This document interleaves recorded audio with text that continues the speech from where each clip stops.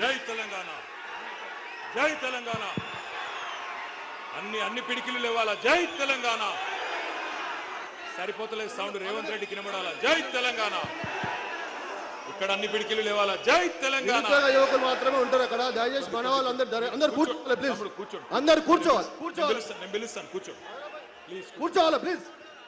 అందరు కూర్చోవాలి. ఎన్నుకున్న వాళ్ళు కూర్చోవాలి. స్క్రీన్ కనబడతలేదు, ఇంకా స్క్రీన్ వేస్తారు ఇప్పుడు. గౌరవనీయులు, కూర్చోవాలి. ఈరోజు ఎక్కడైతే కాంగ్రెస్ మోసం చేసిందో అదే సరూర్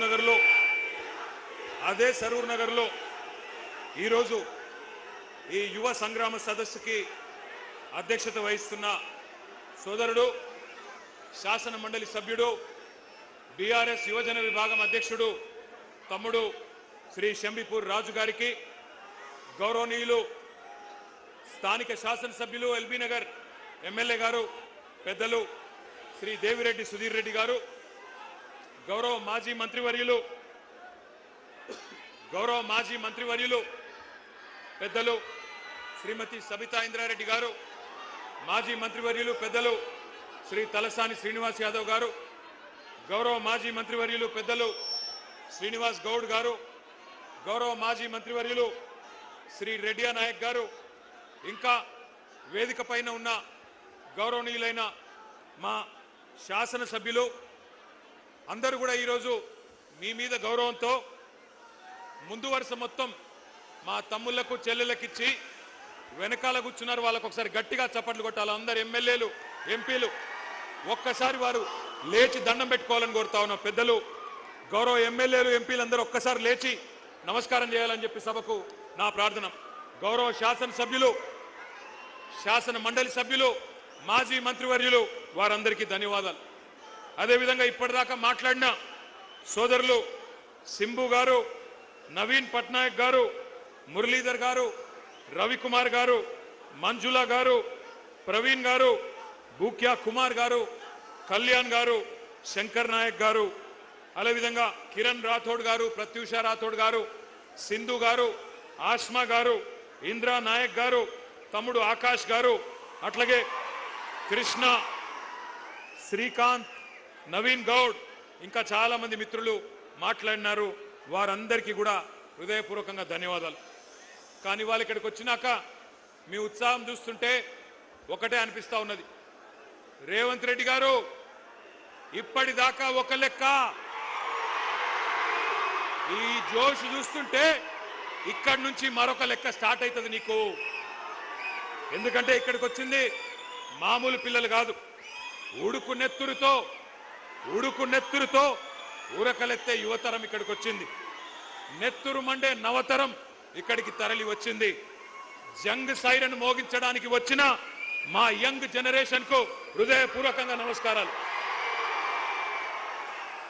కాకతీయ, ఉస్మానియా, మహాత్మా గాంధీ, పాలమూరు, శాతవాహన వివిధ విశ్వవిద్యాలయాల నుండి ఇక్కడికి తరలి వచ్చిన మా తమ్ముళ్లకు, చెల్లెళ్లకు ప్రత్యేక నమస్కారం. అశోక్ నగర్ నుండి, దిల్సుఖ్ నగర్ నుండి, చిక్కడపల్లి నుండి, వివిధ కోచింగ్ సెంటర్ల నుండి ఇక్కడికి తరలి వచ్చిన మా పోటీ పరీక్షలకు ప్రిపేర్ అవుతున్న అభ్యర్థులందరికీ నమస్తే. పెద్దలు ఎప్పుడో చెప్పారు, యువశక్తి శివమెత్తితే పోరాటాలు పోటెత్తుతాయి, నవశక్తి విజృంభిస్తే విప్లవాలు విరబూస్తాయి, మీరు పిడికిలి బిగిస్తే పీఠాలే కదిలిపోతాయి,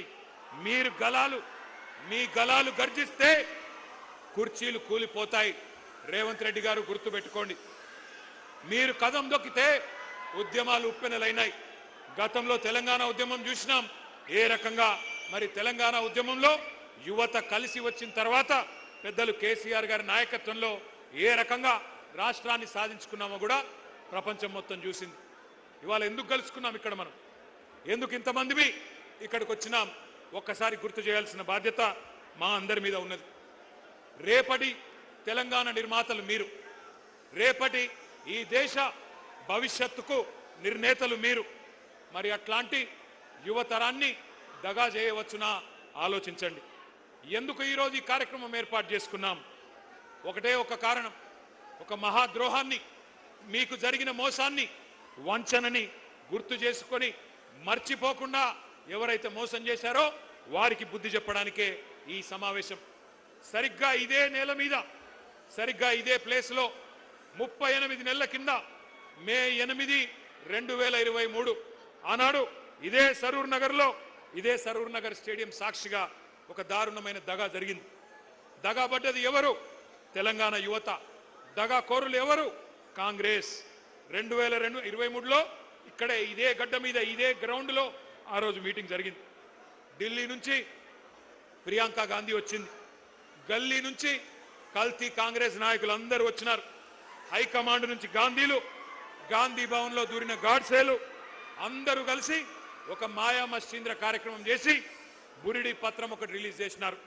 దాని పేరు యూత్ డిక్లరేషన్ అని పెట్టినారు. 60 ఏళ్లు తెలంగాణ గడ్డ మీద నెత్తురు పారించిన దుర్మార్గమైన పార్టీ కాంగ్రెస్ ఆ రోజు వాగ్దానాల వరద పారించింది. తెలంగాణ బిడ్డల మీద తూటాలు పేల్చిన పార్టీ, వేల మందిని చంపిన పార్టీ కాంగ్రెస్. ఆ రోజు యూత్ డిక్లరేషన్ అని పెట్టి ఏం చెప్పిందో ఒక్కసారి ఆ స్క్రీన్ మీద, మీ పక్కన పెట్టిన స్క్రీన్ల మీద మీరు చూడాలని చెప్పి నేను కోరుతా ఉన్నా. ఆ వీడియో ప్లే చేయండి. Youth declaration.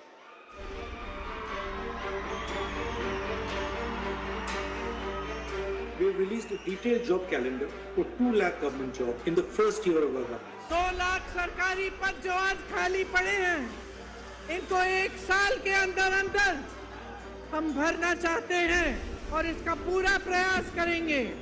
भर्ती के लिए हर साल एक जॉब कैलेंडर बनाया जाएगा।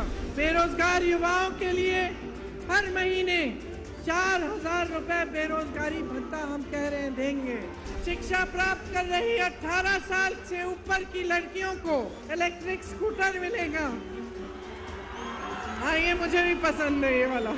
SC, ST, OBC, माइनॉरिटीज और EWS के जरूरतमंद बच्चों के लिए फीस का रीइंबर्समेंट किया जाएगा।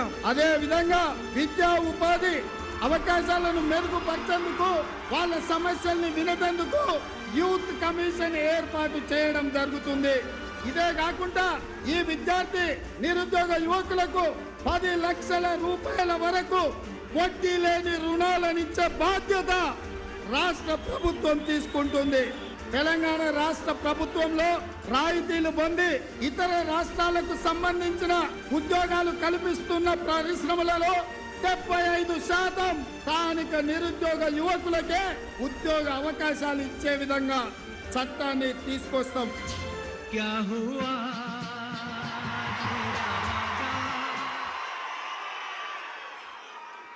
పాత కేటుగాళ్ళు కొత్త డూప్లికేట్ గాళ్ళు ఇద్దరు కలిసి తెలంగాణ యువత మీద నకిలీ ప్రేమలు నటిస్తూ విసిరిన వల పేరే యూత్ డిక్లరేషన్. ఈ యూత్ డిక్లరేషన్ లో 24 హామీలు తెలంగాణ యువతకు కాంగ్రెస్ పార్టీ ఇచ్చింది. నేను అడుగుతా ఉన్నా, ఇక్కడికి వచ్చిన మా తమ్ముళ్లను, మా చెల్లెలను, ఒక్కటన్నా నెరవేరిందా? సౌండ్ వినబడతలేదు. ఒక్క హామీ అన్న నెరవేరిందా? ఏడాదిలో 2 లక్షల ఉద్యోగాలు వచ్చినాయా?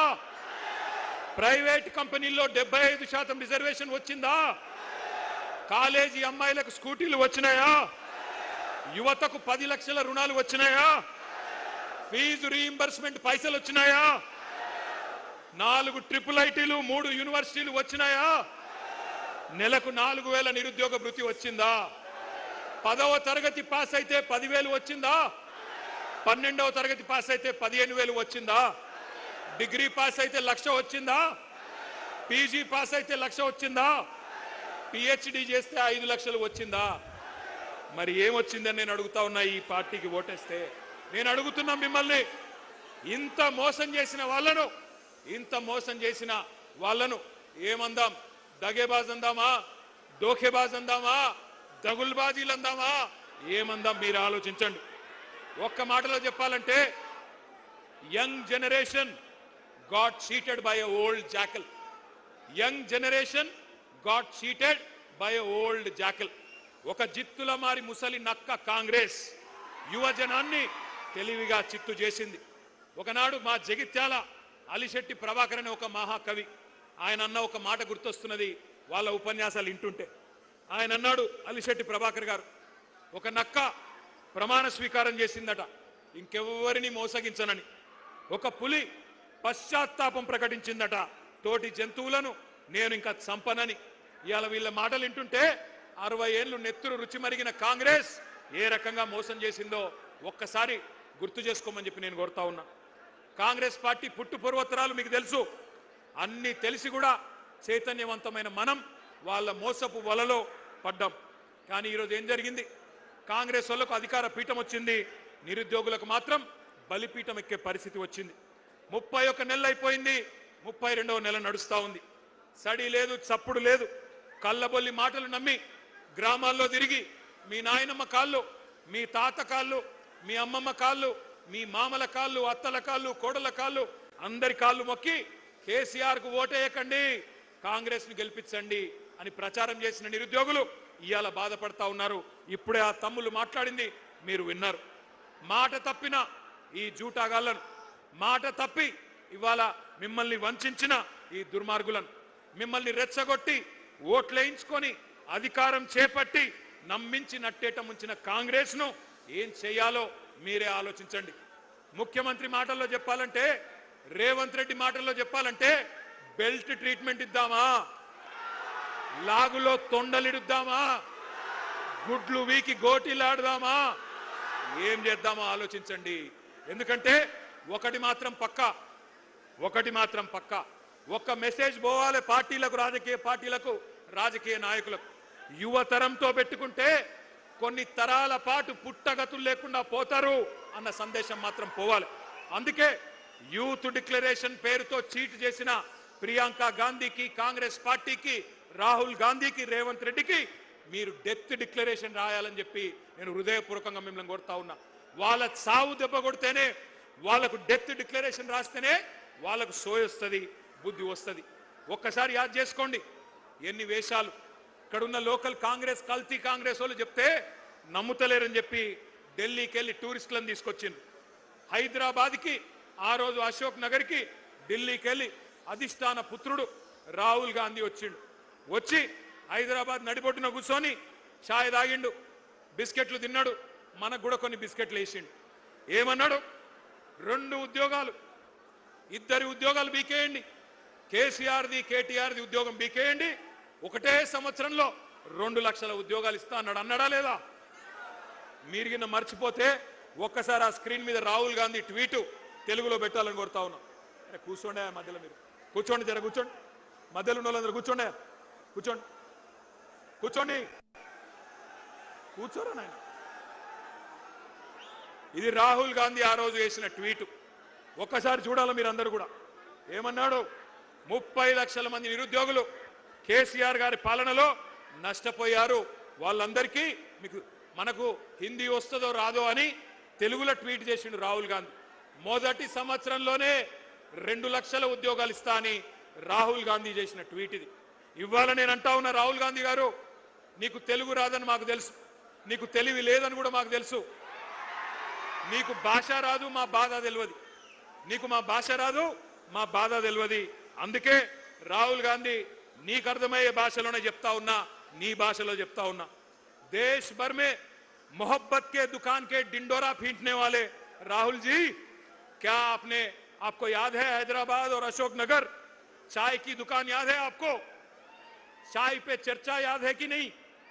जहां आपने 3 साल पहले बेरोजगारों से झूठे कस्में आपने खाई, झूठे वादे किए, वहीं से जहां आपने एक तस्वीर लेके ट्विटर में डाल के हमारी युवा को बहकाया, तकदीर बदलने का वादा किया, जहां उन्होंने आपको पूरी तरह से तहे दिल से आपका शुक्रिया अदा किया।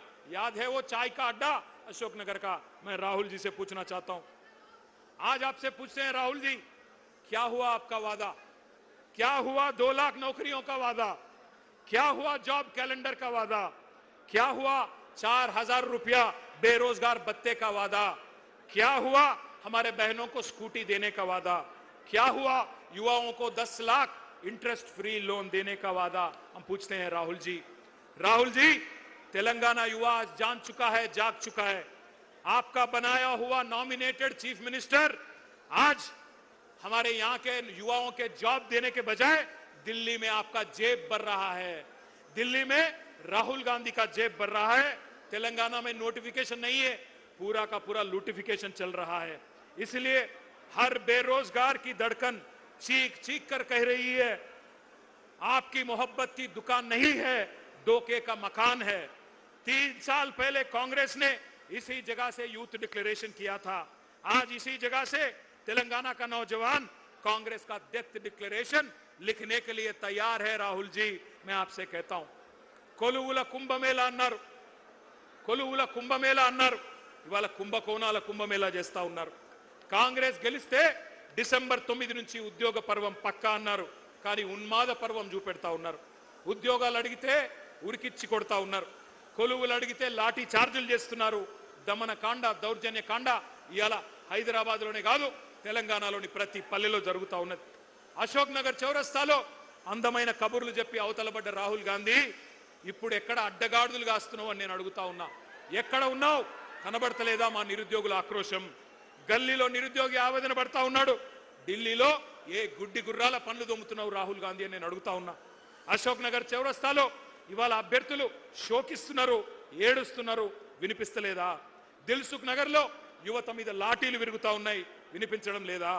సిటీ సెంట్రల్ లైబ్రరీ మీద దాడులు, ఉస్మానియా క్యాంపస్ లో నిర్బంధాలు, ఆడబిడ్డలను చూడకుండా అనిత మీద, ఆస్మా మీద అర్ధరాత్రి కేసులు, అరెస్టులు. ఢిల్లీలో రాజ్యాంగం చేతిలో పట్టుకొని రాహుల్ గాంధీ గారేమో పోజులు, ప్రజాస్వామ్యమని శుద్ధపూస కబుర్లు. హైదరాబాద్ లో నడిబొడ్డున ప్రజాస్వామ్యం ఖూనీ అయిపోతుంటే పట్టించుకున్నవాడు లేడు. మరి రేవంత్ రెడ్డి గారు ఏం చేస్తున్నారు? ఆయన ఒకటే చేస్తున్నాడు, రాహుల్ గాంధీకి ప్రధానమంత్రి జాబ్ వచ్చేదాకా ఇడిచిపెట్టడట, పని చేస్తాడట. నిన్ను సీఎం చేసింది యువతకు జాబులు ఇవ్వమనా, లేకపోతే నిరుద్యోగి, రాజకీయ నిరుద్యోగి రాహుల్ గాంధీకి జాబ్ ఇవ్వమనా? ఆలోచించండి. మీకు గుర్తుండాలి, 2023 నవంబర్లో ఆ రోజు ఎన్నికల్లో రాష్ట్ర శాసనసభకి ఎన్నికలు జరిగితే ఆ రోజు కాంగ్రెస్ పార్టీ వాళ్ళు జాబ్ క్యాలెండర్ ప్రకటించారు. ఒక్కసారి ఫుల్ పేజ్ అడ్వర్టైజ్మెంట్లు వేసినారు. ఆ ఫుల్ పేజ్ ఒకసారి చూపెట్టాలని చెప్పి, ఆ స్లైడ్ వేయాలని చెప్పి మా వాళ్ళని కోరుతా ఉన్నాం. ఇది గుర్తుండాలి మీకు, కాంగ్రెస్ వాళ్ళు నవంబర్ 2023లో వేసిన జాబ్ క్యాలెండర్. అన్ని పత్రికల్లో అవినీతి సొమ్ముతో ఫస్ట్ పేజీలో ఫుల్ పేజ్ అడ్వర్టైజ్మెంట్. ఎన్ని ఉద్యోగాలు ఉన్నాయి? 2 లక్షల ఉద్యోగాలు మొట్టమొదటి సంవత్సరంలోనే భర్తీ చేస్తామని చెప్పారు. ఆ రోజు ఏమన్నారు? ఓటు కొట్టు, జాబు పట్టు అని బంపర్ ఆఫర్ ఇచ్చారు. ఏమన్నారు? ఒక్క ఏడాదిలోనే 2 లక్షల ఉద్యోగాలు, డిసెంబర్ 2024 కల్లా 2 లక్షల కొలువులు ఇస్తామని చెప్పారు. ఇవాళ జాబులు లేవు, జవాబులు లేవు, ఉద్యోగాలు లేవు, ఉలుకు లేదు, పలుకు లేదు. తెలుగు క్యాలెండర్ మారింది, ఇంగ్లీష్ క్యాలెండర్ మారింది, జాబ్ క్యాలెండర్ మాత్రం పత్తా లేదు. ఇంకా ఘోరం ఏంటంటే, అసెంబ్లీ సాక్షిగా, పవిత్రమైన సభ అసెంబ్లీ అంటే, అసెంబ్లీ సాక్షిగా శాసనసభలో ఇచ్చిన జాబ్ క్యాలెండర్ కూడా ఒక చిత్తు కాగితం కింద కూడా పనిచేయడానికి ఇలా అర్హత లేదు. ఆ కాగితానికి జాబులు నింపట్లేదు. రాహుల్ గాంధీ జేబులు మాత్రం జోరుగా నింపుతున్నారు. అన్నదమ్ముల అల్మారాలు నింపుతున్నాడు రేవంత్ రెడ్డి, బినామీల బీరువాలు నింపుతున్నాడు. జాబ్ క్యాలెండర్కు మాత్రం నై, స్కామ్ క్యాలెండర్కు మాత్రం సై. ఇది కనబడుతున్న పరిస్థితి. ఒక్క మాట ఇక్కడికి వచ్చిన మా తమ్ముళ్ళు, మా చెల్లెళ్ళు, నేను ఒకటే కోరుతా ఉన్నా, మనం గనక చరిత్రను మర్చిపోతే భవిష్యత్ తరాలు మనం క్షమించవు. ఎందుకంటే చరిత్ర అనేది ఒక ముఖ్యమైన సబ్జెక్టు. తెలుసుకోకపోతే మనం కూడా గజనీలు అయిపోతాం. అందుకే నేను మిమ్మల్ని అనేది, చరిత్రలు, పురాణాలు, ఇతిహాసాలు చదువుకోవాలి. చదువుకోకపోతే దుర్యోధనులు, దుశ్శాసనులే తిరిగి వచ్చి మేమే పాండవులం అని చెప్పి నాకు చెప్పుకుంటారు. ఎవడైతే తెలంగాణ ఉద్యమంలో మనల్ని చావగొట్టిండో, ఎవడైతే మన రక్తం కళ్ళ చూసిండో, వాడే మళ్ళీ పంచి డైలాగులు కొట్టి, పంగనామాలు పెట్టి మళ్ళీ ఓట్లు వేయించుకొని పోతారు.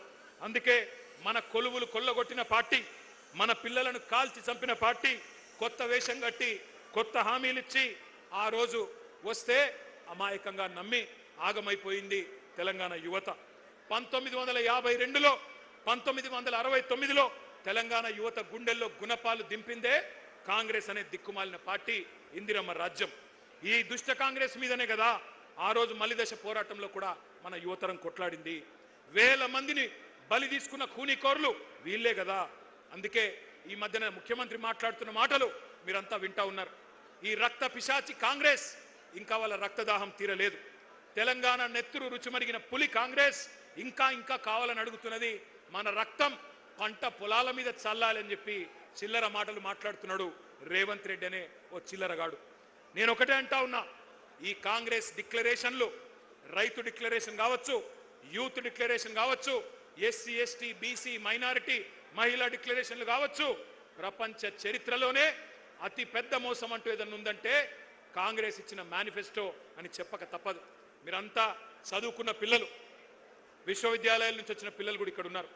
ఉస్మానియాలో కాకతీయ నుంచి వచ్చిన పిల్లలతో నా ప్రార్థన, మంచి పిహెచ్డి థీసిస్ తయారు చేయండి. ఓటు కోసం కోటి మోసాలు, కాంగ్రెస్ నాటకాలు అనే ఒక థీసిస్ చేయండి. అందరూ కూడా దేశమంతా కూడా తెలిసి రావాలి. ఎంత విచిత్రం అంటే ఈ మధ్యన కొన్ని మాటలు వింటుంటే నాకే నవ్వు వస్తున్నది. రేవంత్ రెడ్డి ఈ మధ్యన కొన్ని వేదికల మీద నీతి సూక్తులు చెప్తున్నాడు.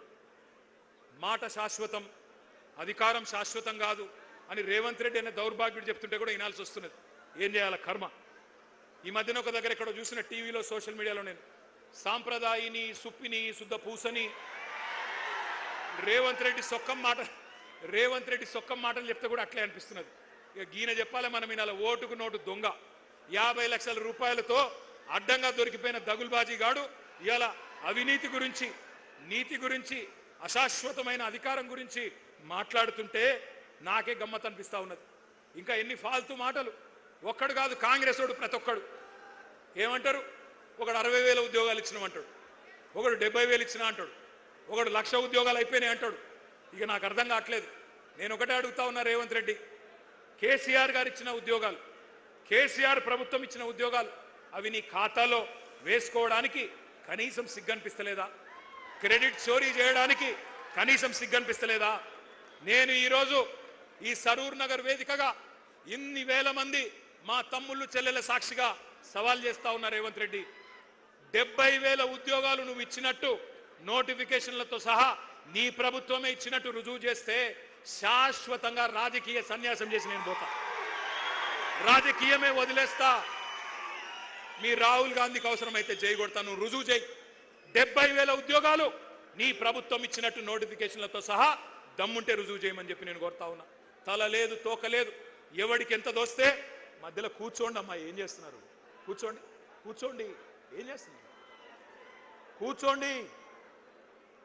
తలా తోక లేకుండా కాంగ్రెస్ వాళ్ళు మాట్లాడిన మాటలు ఒక్కసారి వినాలని చెప్పి నేను కోరుతా ఉన్నా. ఉద్యోగాల మీద వీళ్ళ కాకి లెక్కలు ఒక్కసారి వినండి. కూర్చోండి అయ్యా, ఏం చేస్తున్నారు?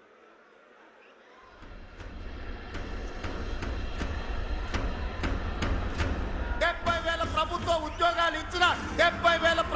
ఉద్యోగాలు ఇచ్చిన ఈనాడు 67,717 ప్రభుత్వ ఉద్యోగ ఖాళీలు భర్తీలు చేసి వివిధ శాఖల్లో ప్రభుత్వ ఉద్యోగాలు మనం భర్తీ చేసినాం.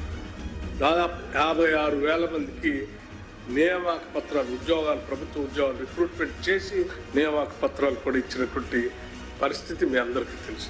నిరుద్యోగ భృతి ఎప్పుడు ఇస్తారని అడుగుతా ఉన్నాడు మిత్రుడు. మేము నిరుద్యోగ భృతి 6 గ్యారంటీల్లో కానీ మేము డీప్లో కానీ మేము 6 గ్యారంటీల్లో కానీ మేము డీప్లో కానీ మేము చెప్పలేము. వివిధ రంగాల్లో 56,000 ఉద్యోగాలు ఇచ్చిన ఘనత కాంగ్రెస్ పార్టీ అధ్యక్ష. మేము ఇప్పటికే 80,000 ఉద్యోగాలు ఇచ్చాము 2 సంవత్సరాల్లో. 85,000 ఉద్యోగాలు ఇచ్చాము. 2 లక్షల ఉద్యోగాలు ఇచ్చి తీరుతాము. సంవత్సరానికి కాదా 2 లక్షలని? లేదు, మా టర్మ్లో 2 లక్షల ఉద్యోగాలు ఇస్తామని చెప్పాం. ప్రభుత్వం అధికారంలోకి వచ్చిన తర్వాత 60,000 ఉద్యోగాలను నింపడం జరిగింది ప్రభుత్వం. దాదాపు 70,000 ప్రభుత్వ ఉద్యోగాలు ఇచ్చిన ఘనత మా కాంగ్రెస్ పార్టీ ప్రభుత్వాన్ని. ఇప్పుడు మేము ఉద్యోగ ఖాళీలను భర్తీ చేస్తామన్నాం. ఉద్యోగాల ఖాళీలు భర్తీ చేస్తాం. అది 50,000 కానీ 1,00,000 కానీ 2 లక్షలు 1 ఇయర్లో చేస్తామని పేపర్లో ప్రకటనలు ఇచ్చారు. ఎవరు ఇవ్వలేదండి, ఎవరు ఇవ్వలేదు.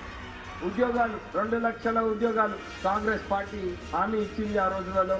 ఇప్పటి వరకు 1,00,000 ఉద్యోగాలు ఆల్రెడీ భర్తీ కావడం జరిగింది.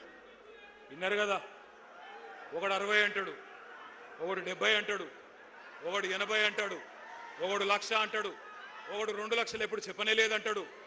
అసలు వాళ్ళకు అబద్ధం ఆడితే అతికినట్టని ఉండాలా. కనీసం అబద్ధాల్లో ఉన్న ట్రైనింగ్ ఇవ్వాలి అనుమూల రేవంత్ రెడ్డి గారు, అది కూడా ఇస్తలేడు. ఇదివరకు ఎవడన్నా దొంగ లెక్కలు చెప్తే కాకి లెక్కలు అనేటోళ్ళు, కానీ ఇవాళ అందరూ కాకి లెక్కలు కాదు కాంగ్రెస్ లెక్కలు అనే పరిస్థితి వచ్చింది. ఎందుకంటే నేను అడిగిన శాసనసభలో కూడా, అయ్యా ఎన్ని ఉద్యోగాలు ఇచ్చినారు మీరు కరెక్ట్గా చెప్పండి అని.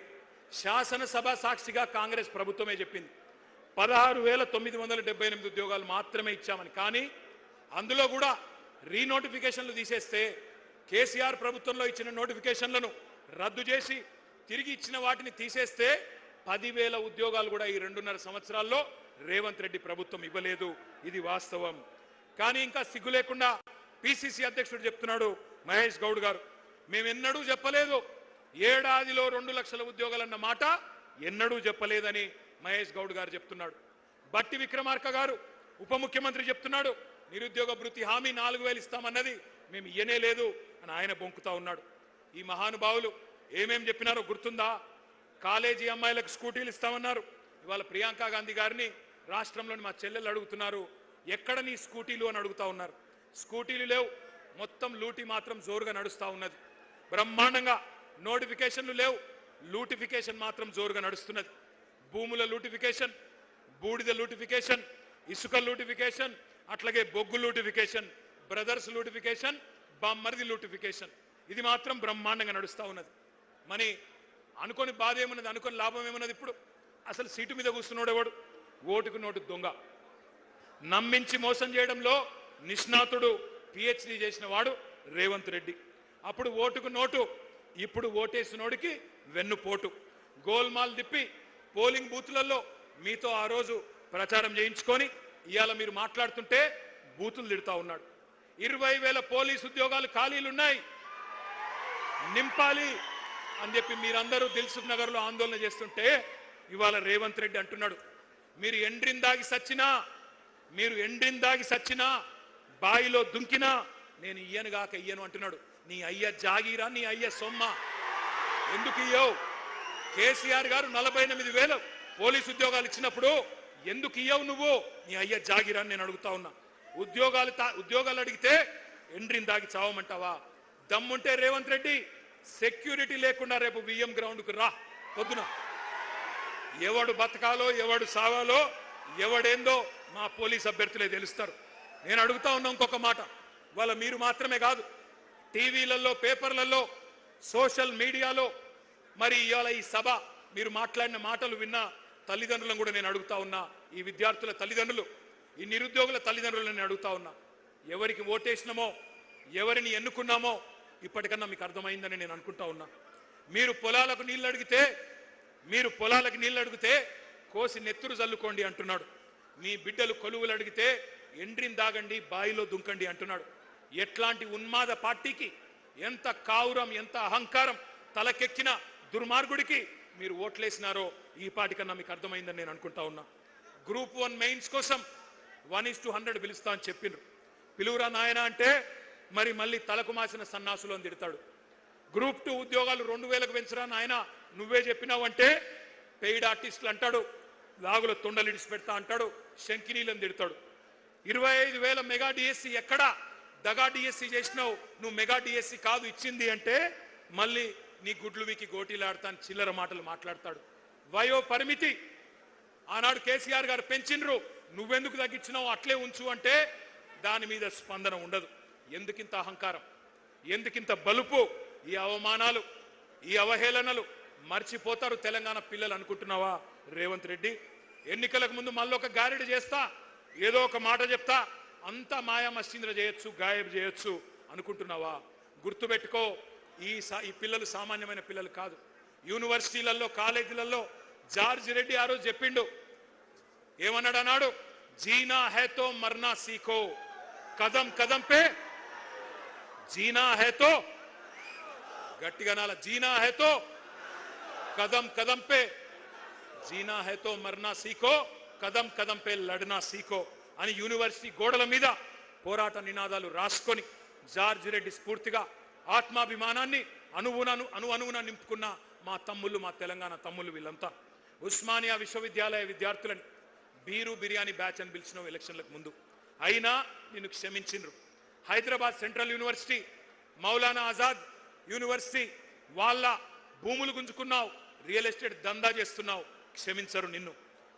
పొట్టు ఆకలుంది ఈ యువతరానికి, ఒట్టు పెట్టుకుంటున్నారు కాంగ్రెస్ కు గోరి కడతామని గుర్తుపెట్టుకో.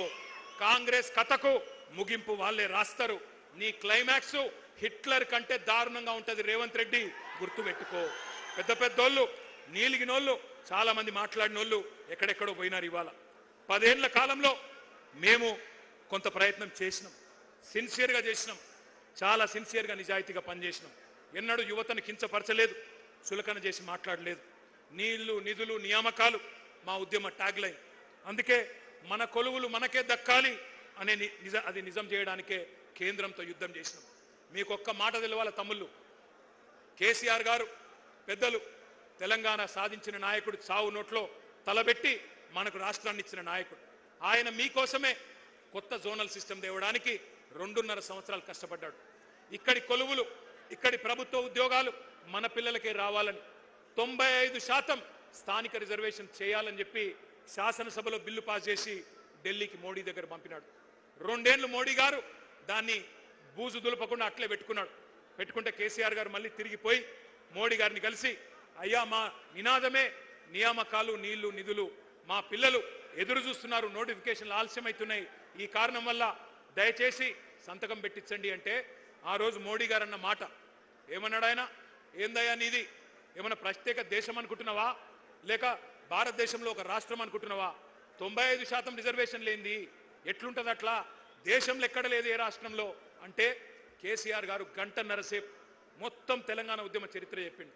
ఎట్లా మన పిల్లలు కొట్లాడి పోరాడి ముల్కీ ఉద్యమం నుంచి, గైర్ ముల్కీ ఉద్యమం నుంచి, ఇడ్లీ సాంబార్ గోబ్యాక్ ఉద్యమం నుంచి 610 జీవో, గిర్గ్లానీ కమిషను అన్ని కూడా 6 పాయింట్ ఫార్ములా అన్ని చెప్తూ 14F అన్ని చెప్పి ఒప్పించి మెప్పించి చివరికి ఆ రోజు మోడీ గారిని ఒప్పిస్తే 95% స్థానిక రిజర్వేషన్లున్న ఒకే ఒక్క రాష్ట్రం భారతదేశంలో మన తెలంగాణ. ఇది మన కేసీఆర్ సాధించిన విజయం, మన కేసీఆర్ సాధించిన విజయం. డిస్టర్బ్ చేయకండి బిడ్డ. ఒక్కసారి నేను మిమ్మల్ని అడుగుతా ఉన్నా, ఎంత ఘర్షణ పడ్డామో, ఎంత పని చేశామో, ఎంత శ్రమ చేశామో మాకు తెలుసు, మీకు తెలుసు. కానీ నేను మొత్తం మంచి జరిగిందని నేను అంటలేను. కొన్ని పొరపాట్లు కూడా జరిగినాయి, తెలుసో తెలియకనో కొన్ని పొరపాట్లు జరిగినాయి. టీఎస్పీఎస్సీ పేపర్ లీక్ అయింది. పేపర్ లీక్ అయితే కాంగ్రెస్ ఓడో బీజేపీడో పట్టుకోలేదు, మన ప్రభుత్వమే పట్టుకుంది. మీడియానో ఇంకెవరో పట్టుకోలే, మన ప్రభుత్వమే పట్టుకొని వాళ్ళని శిక్షించింది. కానీ మీకు కోపం వచ్చింది, కొద్దిగా ఇంకా గట్టిగా ఉండాలి, ఆ బోర్డును రద్దు చేయాలి, ఇంకా ఆ రోజు స్ట్రిక్ట్గా ఉంటే బాగుండదన్న కోపం మీకు కూడా వచ్చింది. అందుకే నేను అంటున్నా, మీ ఆవేదన మాకు అర్థమైంది, మీ ఆరాటం అర్థమైంది, కొన్ని పొరపాట్లు జరిగిన విషయం కూడా మాకు అర్థమైంది. వాటిని సవరించుకునే సత్తా కూడా మళ్ళీ బీఆర్ఎస్ కు మాత్రమే ఉంది. ఆనాడు చెప్పినాం, ముందు చెప్పాం, ఈ రోజు కూడా చెప్తా ఉన్నాం. ఎప్పుడు ఎవరు అడిగినా ఏ వేదిక ద్వారా అడిగినా చెప్తాం. 9.5 ఏళ్లలో ఆ రోజు మన ప్రభుత్వం, కేసీఆర్ గారి ప్రభుత్వం చేపట్టిన నియామకాలు 2,32,308 పోస్టులు. ప్రక్రియ పూర్తి చేసి భర్తీ చేసిన జాబులు 1,60,083 ఉద్యోగాలు. ఒక్కసారి ఆ స్లైడ్ వేయాలని చెప్పి నేను కోరుతా ఉన్నాను. నేను ఇవాళ ఈ వేదికగా ఇవాళ నేను కాంగ్రెస్ను, బీజేపీని కూడా సవాల్ చేస్తా ఉన్నా.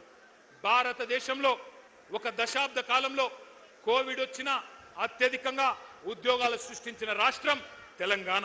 ఇవి గాలికి చెప్పే గణాంకాలు కాదు, కళ్ళబొల్లి కాకి లెక్కలు కాదు. ఎవరైనా ఛాలెంజ్ చేసుకోవచ్చు. కాంగ్రెస్ గనుక ముందుకొచ్చినా, బీజేపీ ముందుకొచ్చినా దీన్ని రుజువు చేసే బాధ్యత మాది.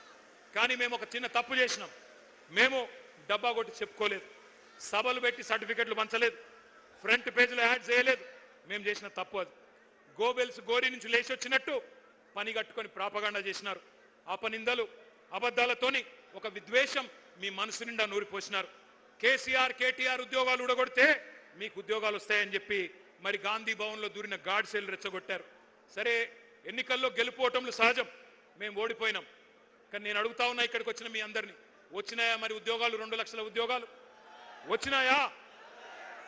ఉసిగొల్పిన మేధావులు, నేను వారి పేరు తీసుకోను, ఉసిగొల్పిన మేధావులు వాళ్ళు ఉద్యోగాలు సంపాదించుకున్నారు. ఇప్పుడు ఉలకట్లేదు, పలకట్లేదు, కనీసం మీ వైపు చూడట్లేదు. సామాజిక న్యాయం అని కోతలు కోసిన వాళ్ళు ఇవాళ మరి బహుజన విద్యార్థులకు, ఎస్సీ ఎస్టీ బీసీ విద్యార్థులకు గొంతు కోసే విధంగా జీవో నెంబర్ 29 తెస్తే దాని మీద మాట్లాడరు. పోరాటం మళ్ళీ చేస్తున్నది బీఆర్ఎస్ పార్టీ మాత్రమే. జీవో నెంబర్ 46 మీద పోరాటం చేస్తున్నది మళ్ళీ మా తమ్ముడు రాకేష్ రెడ్డి నాయకత్వంలో మళ్ళీ మీరు మాత్రమే. అందుకే నేను అంటా ఉన్నా, 1-2 కాదు, ఈ 2.5 సంవత్సరాలలో ఎక్కడ ఎవరికి ఏ అన్యాయం జరిగినా నిలబడ్డది మనం, కలబడ్డది మనం, ప్రభుత్వంతో తలపడ్డది మనం.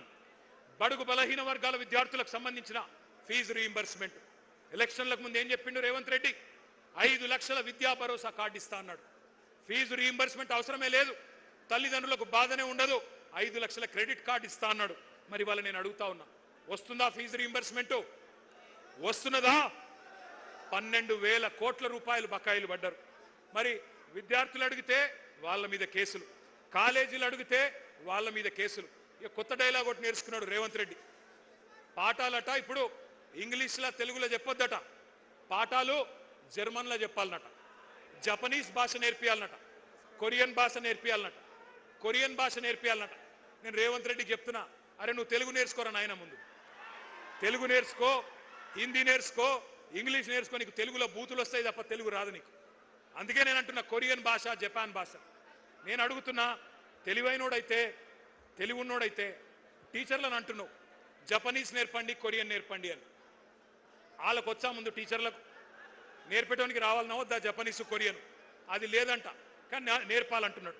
ఎట్లా ఉంది ఇవాళ రాష్ట్రంలో పరిస్థితి అంటే, కాలేజీ పిల్లలు ఫీజు బకాయింపులు అడిగితే బెదిరింపులు, కాలేజీ యాజమాన్యాలు ఫీజు రీంబర్స్మెంట్ ఇయ్యన్నా అంటే వాళ్ళ మీద విజిలెన్స్ దాడులు, రిటైర్డ్ ఇంజనీర్లు మాట్లాడితే చెర్లపల్లి జైలు వేస్తా అంటాడు, వాతావరణ శాస్త్రవేత్తలు ఎల్నినో వస్తుంది అంటే బెల్ట్ ట్రీట్మెంట్ ఇస్తా అంటాడు, కాలేజీ వాళ్ళు ఫీజులు అడిగితే విజిలెన్స్ దాడులు, ఇక ఉద్యోగులు డిఏలు అడిగితే వాళ్ళ మీద ఏసీబీ రైడ్లు, ఎస్బీఐని బెదిరిస్తా, ఎల్ఎన్టీని బెదిరిస్తా, నేనే రాజు, నేనే మంత్రి, నేనే హిట్లర్ అని బట్లర్ మాటలు మాట్లాడుతున్నాడు ఈ చిల్లర నాయకుడు. ఒక ముఖ్యమంత్రిలా కాదు, ఒక రౌడీ షీటర్లా, గూండాలాగా ఇవాళ వ్యవహారం నడుస్తూ ఉన్నది. ఈ మధ్యకాలంలో ఒకరోజు మేమందరం అసెంబ్లీలో ఉన్నాం, నేను, మా సుధీర్ రెడ్డి గారు, సబితమ్మ, తలసాని గారు అందరం ఉంటే, రాజీవ్ యువ వికాసం అని చెప్పి ఒక స్కీమ్ చేస్తున్నాం, అద్భుతాలు చేస్తామన్నారు. నేను అడుగుతా ఉన్నా, ఇవాళ ఉన్నదా రాజీవ్ యువ వికాసం? వచ్చిందా ఎవరికైనా రూపాయి కనీసం?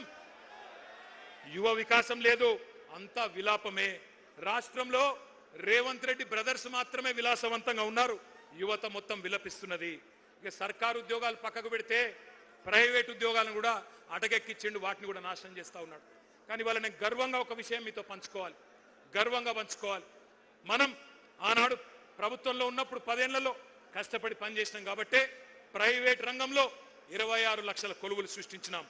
3,23,000 ఐటీ ఉద్యోగాలు ఉంటే హైదరాబాద్లో 9,46,000 పెంచిన ఘనత కేసీఆర్ ప్రభుత్వానిది.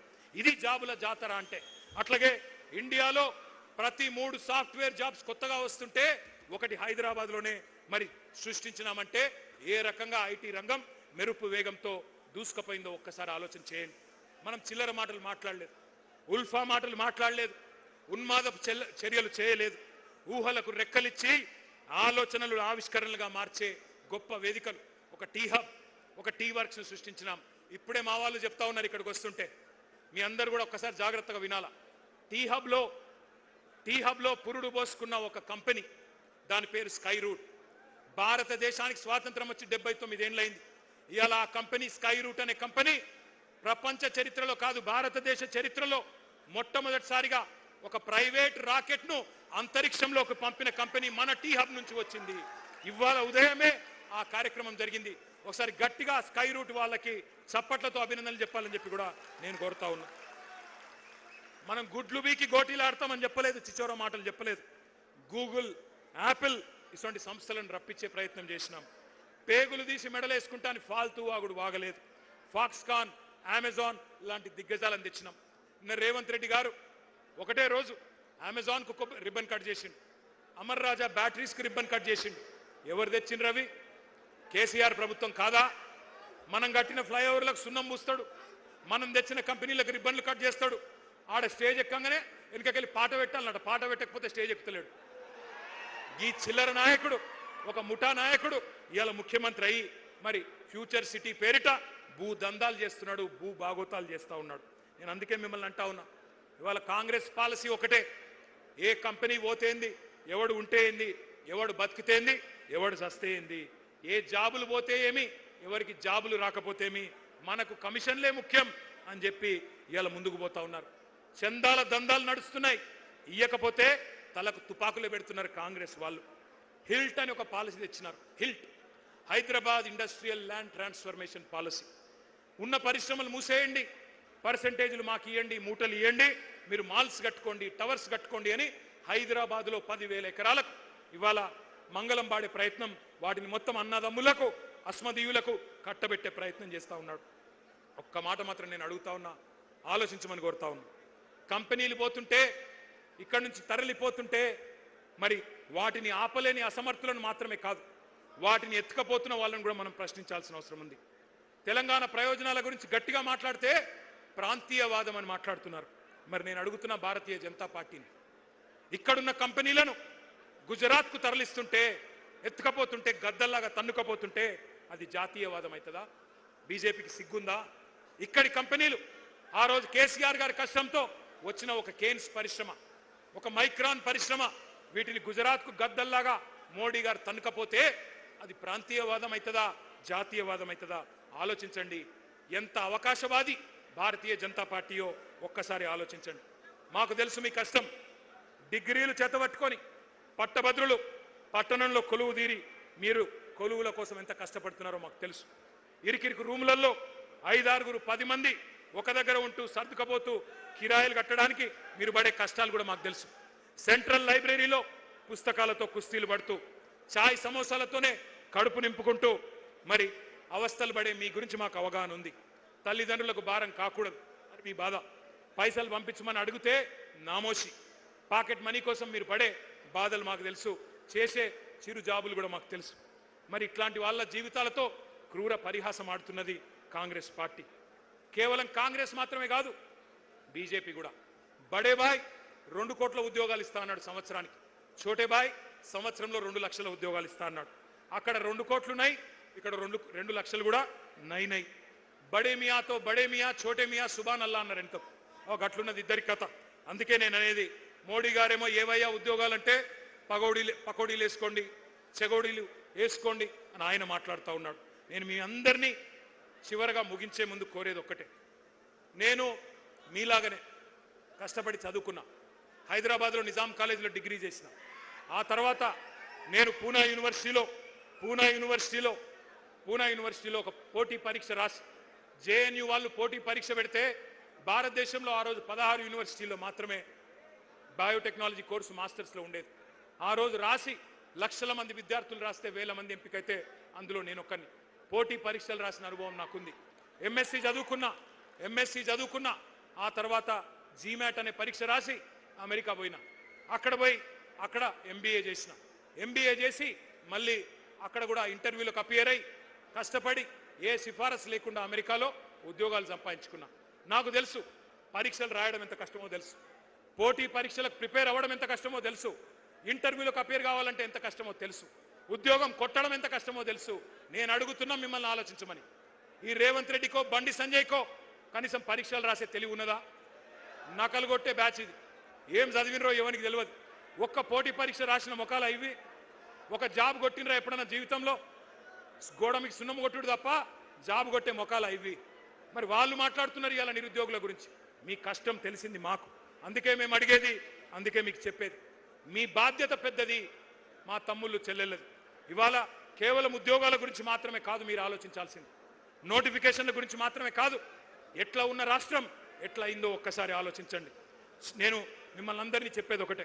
ఇవాళ మీ తండ్రి ఒక రైతన్న, మీ తండ్రి ఒక నేతన్న కావచ్చు, ఒక గీత కార్మికుడు కావచ్చు, ఒక ఆటో డ్రైవర్ కావచ్చు, మీ చెల్లె ఒక ఆశా వర్కర్ కావచ్చు, మీ అక్క ఒక అంగన్వాడీ టీచర్ కావచ్చు. ఇవాళ రాష్ట్రం మొత్తంలో ఎట్లాంటి పరిస్థితి ఉన్నదో ఒక్కసారి ఆలోచించండి. బుల్డోజర్ల విధ్వంసం, బూతుల వరద, అవినీతి బురద. మరి ఇవాళ సర్కార్ అనేది లేదు ఈ రాష్ట్రంలో, సర్కస్ మాత్రమే ఉన్నది. ఎంత చండాలమైన వ్యవహారం చేస్తూ ఉన్నారో ఆలోచించండి. ఈ అవినీతి పరుడు, ఈ అవివేకి మన రాష్ట్రాన్ని బికారుల రాష్ట్రం అంటాడు, దివాలా తీసిన రాష్ట్రం అంటాడు. ఆత్మగౌరవం లేకుండా ఢిల్లీ పోతే నన్ను దొంగలాగా చూస్తున్నారని మాట్లాడుతున్నాడు. మరి అందుకే నేను అంటా ఉన్నా, తెచ్చుకున్న తెలంగాణ తెరలైపోతుంటే, పాడైతుంటే తెలంగాణ యువత చూస్తా ఊరుకోవాలా ఆలోచించండి. నేను అడగట్లేదు మిమ్మల్ని నేపాల్ లాగా భూకంపం పుట్టించమని అడగట్లేదు, నేను అట్లా చేయమని అడుగుతలేను. శ్రీలంక లాగా శివతాండవం చేసి యువతరం మరి అక్కడి ప్రభుత్వాన్ని కూల్చింది అట్లా చేయమని నేను అడుగుతలేను. విధ్వంసాలకు దిగుమని చెప్పి నేను పిలుపునిస్తలేను. అల్లర్లు చేయమని ఆజ్యం పోయడం లేదు. రెచ్చగొట్టి చిచ్చు పెట్టి కేసుల్లో ఇరికించి తప్పించుకునే రాజకీయం బీఆర్ఎస్ చేయదు. ఉద్యమ కాలంలో కూడా కేసీఆర్ గారు ఒక్కటే చెప్పిండ్రు, పిల్లలను జాగ్రత్తగా చూసుకోండి, వాళ్ళ నెత్తురు చిందొద్దు అని చెప్పినాడు. మీ అందరికీ అందుకే ఒక అన్నగా ఒక సోదరుడిగా నేను మాటిస్తా ఉన్నా, ఖచ్చితంగా 2028లో 600 మళ్ళీ తిరిగి కేసీఆర్ గారు ముఖ్యమంత్రి అవుతారు.